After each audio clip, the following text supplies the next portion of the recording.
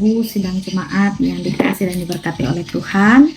Kembali lagi kita bertemu dalam renungan malam Resort GKI Sampit edisi Kamis tanggal 11 Juli tahun 2024 bersama dengan saya Fikari Sonia.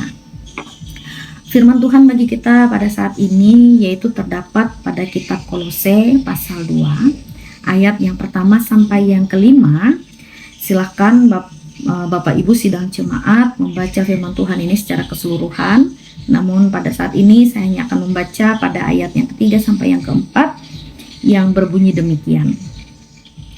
Sebab di dalam Dialah tersembunyi segala harta, hikmat dan pengetahuan. Hal ini kukatakan supaya jangan ada yang memperdaya kamu dengan kata-kata yang indah. Saya mengambil tema dalam renungan malam pada saat ini yaitu hikmat dan pengetahuan.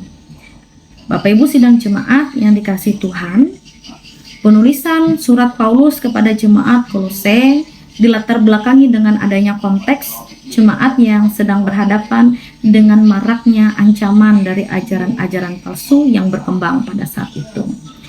Ajaran palsu ini pun tidak hanya berkaitan tentang agama, namun juga tentang tradisi dan praktik mistis. Perkembangan yang pesat menjadikan jemaat harus mengingat akan bahayanya dari ajaran-ajaran palsu yang terus berkembang.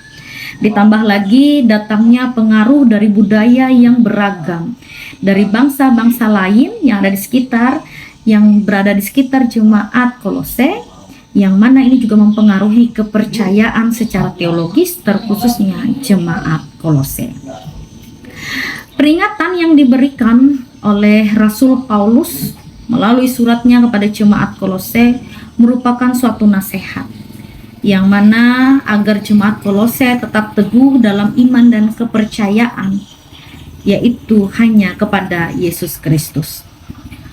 Paulus menghendaki jemaat mampu membentengi diri dengan cara untuk hidup di dalam Kristus, sehingga mereka bisa berakar dan bangun di dalam Dia, yang berarti umat harus terus bergantung kepada Kristus dalam segala hal dan membangun hidup di atas dasar iman kepadanya. Nah, kemudian selain itu Paulus juga menekankan umat harus memperkuat iman dengan senantiasa mempelajari firman Tuhan dan hidup dalam ketaatan, sehingga sebagai umat yang percaya sudah memahami prinsip-prinsip Kristus dan tidak mudah terpengaruh akan ajaran-ajaran yang tidak sesuai dengan firman Tuhan.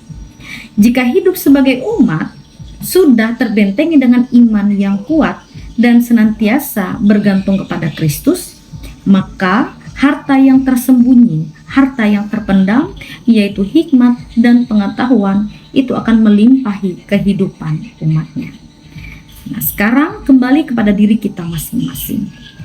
Berbagai macam tantangan zaman, berbagai macam perkembangan yang mungkin saja mempengaruhi iman percaya kita secara teologis, mari kita juga berusaha membentengi diri untuk terus hidup dalam ketaatan, untuk terus bergantung hanya kepada Kristus. Dan yang paling penting, kita mempelajari firman Tuhan. Sehingga ketika kita berhadapan dengan berbagai ancaman, baik itu ajaran-ajaran palsu pun ancaman yang berusaha menggoyahkan iman pengharapan kita, bisa saja dari pencobaan-pencobaan yang kita alami. Tetapi ketika kita percaya bahwa Yesuslah satu-satunya penolong, satu-satunya penyelamat kita, maka apapun yang menimpa kita, kita tidak akan mudah goyah. Karena apa? Karena kita sudah dibentengi, karena kita sudah terjaga dengan adanya hikmat dan pengetahuan yang melimpahi kehidupan kita. Tuhan memberkati kita melalui firman-Nya. Amin. Mari kita berdoa.